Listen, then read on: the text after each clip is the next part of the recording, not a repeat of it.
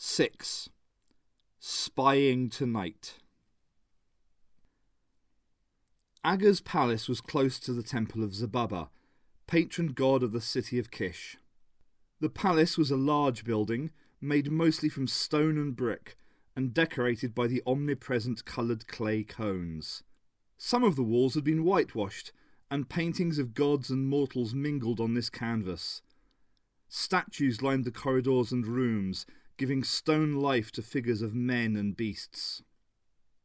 Returning from another round of futile prayers to Zababa to unclench the fist of Ishtar from around the throats of the Kishites, Aga collapsed wearily onto his throne, ignoring the fawning ministrations of the nobles and servants that surrounded him.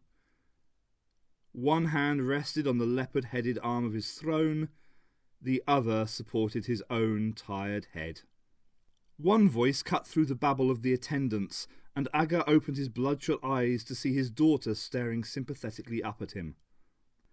Ninani was 14, and a woman in the eyes of the law, but Aga saw only the image of his long-dead favourite wife in Ninani's exquisite features.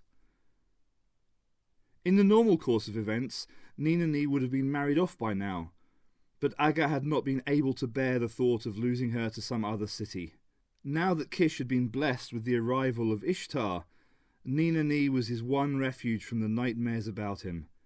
Hers was a gentle and kindly soul, and a fragile beauty that he had always done his best to protect, and always would. Gesturing slightly, he allowed her to approach him. Her dark eyes burned into his own, and she shook her head in despair. "You've been to her temple again, haven't you, father?" she asked.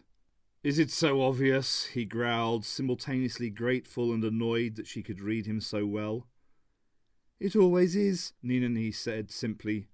She sat at his feet and began gently to rub his left hand. "You're always so tense, so haunted." She shook her head.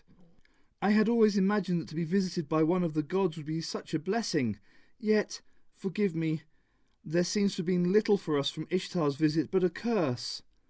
Aga's eyes darted across the faces of the nobles and servants. Was one of them in her service? Could she see and hear through them? Did she even now know what Ninani had said? There was no way to tell, no way to be certain he could protect his daughter. "You shouldn't say such things," he chided her. "Mortals must endure whatever the gods visit upon us." "Endure?" Ninani echoed. "Father, you're suffering, not enduring. And our people are suffering. I used to enjoy visiting the temples of Ishtar. It was always happy and—" Her lips twitched slightly as she remembered the sacred priestesses and their noisy duties. "Educational. But now there's more merriment in a field of unburied corpses than in the temple of Ishtar." "Do not say such things," Aga insisted. "It is not wise to talk about the goddess so." He wished that he could tell her the truth, but she was too sensitive. It would hurt her to be so blunt. No, better that she have the protection of ignorance. Better to pretend. Ninani held her beautiful head high arrogantly. "I am not afraid of Ishtar," she snapped. "That is because you are still young and foolish," Aga told her. "If you were wise, you would be very afraid of her. She can kill or—" He shook his head, not wanting to think about it. "There are worse things than death. The gods know them all. Stay away from Ishtar's temple, and do not criticize the gods." "You speak as if you expect to be betrayed to her," Ninani said perceptively. She gestured about the court. "None of these citizens or servants would willingly betray you, father." "I know, my daughter," he replied, "but the gods have ways to possess a man or woman, and to make them spies whether they will it or not. Ishtar can cloud their minds and shackle their spirits. If she wants to know what we do or say, then she will discover it. The nurse at whose breasts you suckled may be Ishtar's spy if Ishtar wishes it. Any one of my wives might be my assassin if Ishtar tells them to slay. The gods know best. While Ishtar is with us, we have security and peace." He stroked her hair, thinking, "I know peace only when you are with me." Ninani refused to be put off and glared angrily at him. "Peace? You call this peace? Let us face her down," she exclaimed. It is not right that you, above all people, should live in this fear. I shall take a spear and slay her, or die trying." "You will not," he thundered, rising to his feet, furious at last. One look at his face cowed Nina Nee completely. She had obviously gone too far. Throwing herself to the stone floor, she kissed his feet. She had rarely seen her father so furious, and never at anything she had said or done. The throne room was expectantly silent. "Forgive me," she whispered. "Of course I forgive you," he said coldly, reaching down with his staff of office. Relieved, she climbed to her feet again. Princess she may be, and daughter of his loins, but if he had not publicly forgiven her, she would have been stoned to death for angering him. "But," he added, pointing his staff at her, "you are not to go to the temple of Ishtar for any reason. Do you understand me?" He hated to force this upon her, but it was for her own protection. "Yes, father," she agreed meekly. "And if she should send for me?" "If she should send for you," he thought, "then I shall forget my worries and tear the temple down about her ears." "Did you not hear me?" he said. "You are not to go anywhere near her temple or her servants there. That is all I shall say on the subject." He sighed and signalled for his chief steward. "Now I am tired and hungry and will eat. Leave me, daughter." Nina Nee bowed and walked backwards out from the throne room. Even for the king's daughter, to turn her back on his divine presence would be to invite death. In the corridor, Nina Nee paused thoughtfully. Her maid, Puabi, hurried over. She was a good maid, but something of a gossip. That was what Nina Nee valued most about her. Nina Nee had to remain in the palace for days on end, and Puabi was her eyes and ears for everything taking place outside the palace compounds. A plump, middle-aged woman of peasant stock, Puabi made it her business to know everything that was happening within earshot of the city. "Puabi," she asked carefully, "do you know any of the sacred harlots?" "Ishtar's harpies?" her maid replied, opening her eyes in surprise. "One or two, though not too well." She was trying to work out why her mistress should ask. The only logical answer came to her, and she grinned. "What, has your father agreed to marry you off at last, and you need some advice on how to please a man?" She nudged Nina Nee in the ribs. "That I can tell you, believe you me. Keep your mouth shut and your legs—" Nina Nee glared at the maid. "I find it hard to believe that you ever keep your mouth shut," she retorted dryly. "But that's not what interests me. I simply want to talk with one of the younger girls there, one who can be trusted to keep her mouth shut when she returns to her place." Shrugging, Puabi thought for a moment. "One of my nieces works in the temple. Bright girl, name of Ngula. She knows when to keep her peace." Then she winked and nudged Nina Nee broadly in the ribs. "And I hear she's just the girl to talk to about those other matters that you're not yet interested in. From all accounts, she's got a few effective methods of giving pleasure to a man."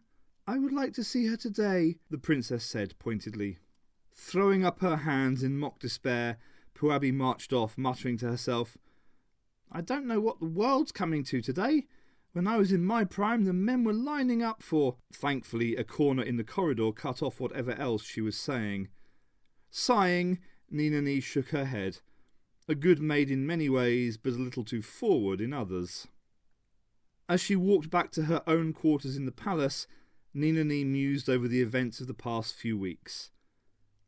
Since the arrival of Ishtar and her enthronement in the temple, Kish had changed for the worse. There was that mysterious work that was being done to the walls, for one thing. Nina Nee was not allowed to leave the palace compound at all now.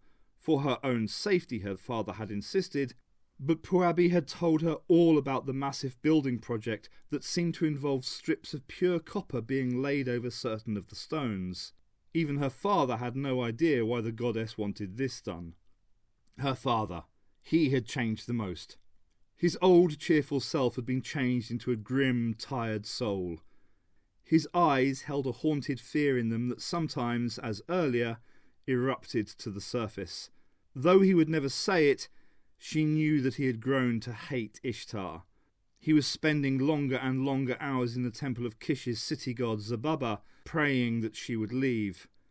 These prayers, it would seem, were so far unanswered. She knew how much these events must be preying upon him. Normally the kindest and wisest of men, he was now so harried and tired. He was too tired, or too frightened, to lift a finger against Ishtar. Well, whatever he said, she was the daughter of a king, and someone had to do something. She knew that he thought she was too tender to be capable of anything, but she would show him. Though he had warned her off, Ninani couldn't simply stand aside and let his terrors gnaw away at his entrails. She would find a way to do something, anything to help. Perhaps this acolyte of Ishtar's would be able to offer some advice. The sacred prostitutes of Ishtar were an old order of the priesthood. Through the rituals that they performed and the offerings that they gave and accepted in their bodies, the goddess was pleased to grant fertility and peace to the city. But of late, it seemed that fewer men went to the temple to participate in the rites, and there were stories going about the palace that many of the men who went to the temple came back changed. In her room, Ninani threw herself onto her small couch. Catching sight of herself in the polished bronze of her mirror, she sighed. She picked up the tortoiseshell comb from her table and began to tidy her long black hair. At least the rhythm of brushing kept her occupied for a while. She could forget for a brief moment the uncertainties and fears that she felt and lose herself in the simple actions. Her relationship with her father had always been her most precious joy.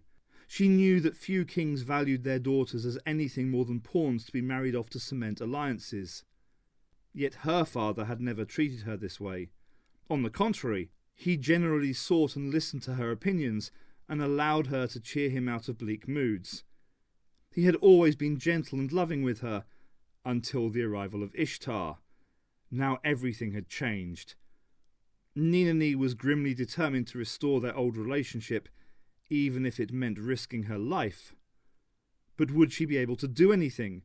Could any mortal plot against a goddess and live? "What is that?" Wide-eyed and innocent, the doctor followed Gilgamesh's disgusted gaze. "This," he held up the offending object, a long red cloak and assorted items of clothing. "It's a disguise." "A what?" "A disguise," the doctor repeated. "They're all the rage this year. You wear one to get into Kish without being spotted. The Kishites will think you are a merchant." Curling his lip, Gilgamesh shook his head firmly. "I will not hide myself behind the scraps and rags of a peasant tradesman. The king of Uruk will not play charades." Ace cursed their luck. Why was the doctor so frequently forced to work with idiots and buffoons? Even a simple matter such as a disguise was causing the hackles to rise in this king of Uruk.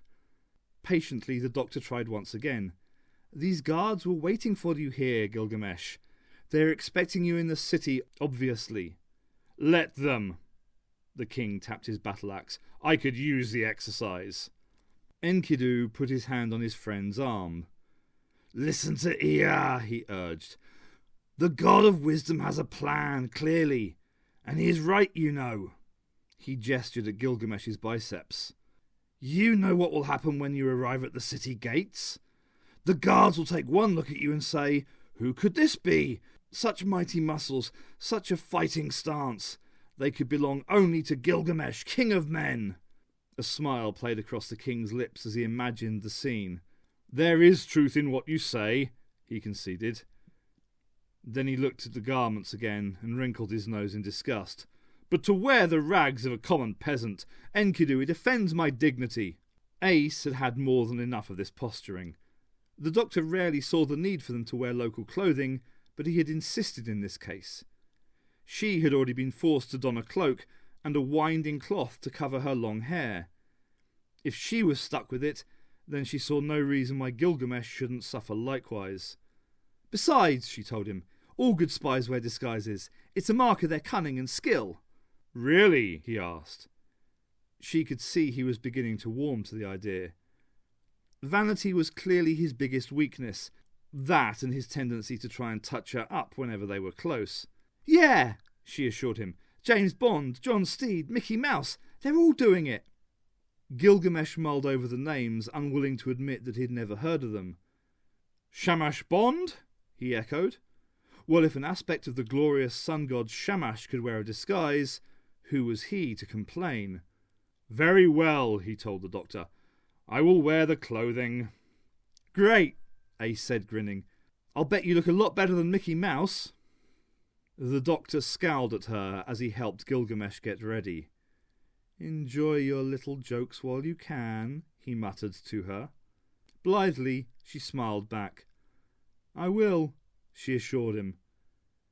She was quietly transferring cans of Nitro 9 to the pockets of her jacket. The doctor had insisted that she leave her bag behind, not wishing to have her transporting explosives into the city.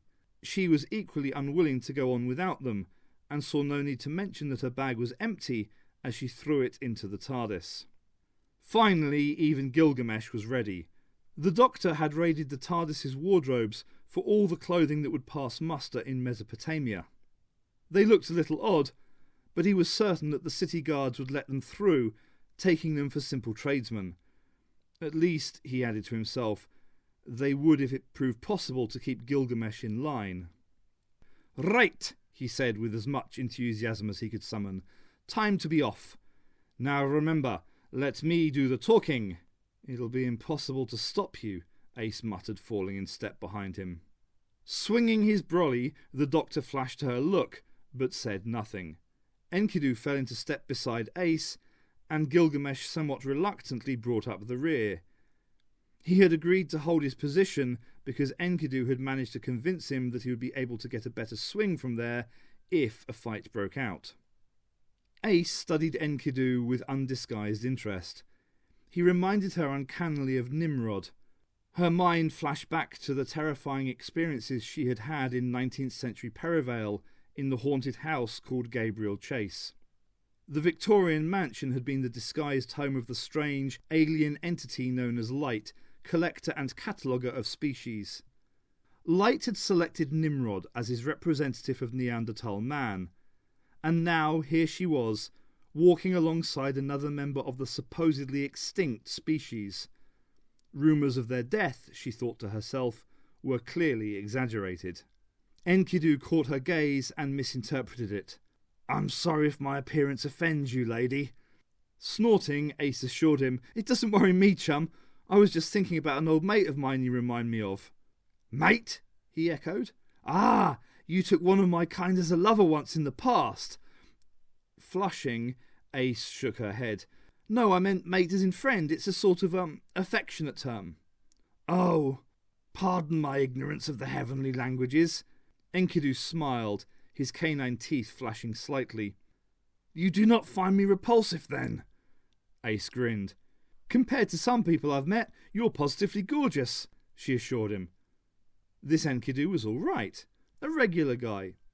Nodding her head backwards, she added, "On the other hand, Gilgamesh is a right royal pain in the arse. How do you put up with him?" Enkidu looked shocked. "He is my master. It's not a question of putting up with him. I am honour bound to do whatever he wishes me to do." Then, breaking the mood, he added, "But, as you suggest, he's a trifle overbearing at times." He considered for a moment. "But he is a good king, and he makes Uruk strong. And if at times he is a little rough, well, that's just his manner." "Lack of manners, I call it," Ace said ruefully. "Has he always had trouble with wandering hands?" Enkidu smiled. "I gather he has quite a reputation among the noblewomen of Uruk. I take it you do not like his attentions." He glanced at the doctor's back. "Perhaps you are already spoken for." Following his gaze, Ace laughed and shook her head. "Not by him," she assured the Neanderthal. "We're just travelling companions, and sometimes we're even friends, but that's all." She eyed him mischievously. "We're not even of the same species." "Ah." Though he obviously couldn't follow this, Enkidu politely didn't probe. "Then why do you travel with him?" Ace shrugged. "Life's always exciting with him, and he generally fights for what both of us believe in." "Much the same reasons I stay with Gilgamesh, then," he told her. "We are very alike." He held up a hairy hand. "Despite our obvious differences." "When you've quite finished socialising, Ace," the doctor broke in loudly, "take a look at those." He gestured with his umbrella towards the walls of Kish. Standing almost 20 feet tall and built of heavy stone, they stretched about the city. The tops of the walls were wide enough for 4 men to march abreast about the entire town. Guard towers rose from the battlements at regular intervals. There were several gates visible, each of them guarded by armed men. "Wicked," Ace said. "Could be a problem getting in." "Is that all you can see?" he asked. She shrugged. "That and the copper strips they're putting all over the place." It was impossible to miss the gleam of the orange-coloured metal in the slowly dying sunlight. "What do they teach youngsters in school nowadays?" the doctor sighed. "School?" Gilgamesh rumbled. "What's that?" "A divine institution," the doctor informed him, "to give young people knowledge and instruction in life." "Right," Ace said sarcastically. "Positively heavenly. And it's centuries since you were in one, Professor." Ignoring the jibe, the doctor asked her, "And what colour is copper?" Chemistry was one of her specialities. There was plenty of scope for doing interesting things, like blowing up schools. "Orange," she answered. Then, remembering the copper-topped domes of London's skyline, she added, "Except when you leave it out in the rain. Then it oxidises green." Her voice trailed away as she realised what the doctor was getting at. The copper on the walls of Kish was brightly polished. "Well, maybe it doesn't rain much in Mesopotamia." "I'm sure it doesn't," he agreed. "But the use of non-tarnishing copper is out of line with this civilization, Ace. They have to alloy it into bronze to stop corrosion." Staring at the walls, Ace felt a chill pass through her. "Then what's that stuff doing there?" "It's what it's not doing that worries me. It's not corroding." He tapped the side of his nose with his umbrella. "There's something fishy in Kish." Then he grinned. "Spying tonight," he announced, and led the way towards the main gate.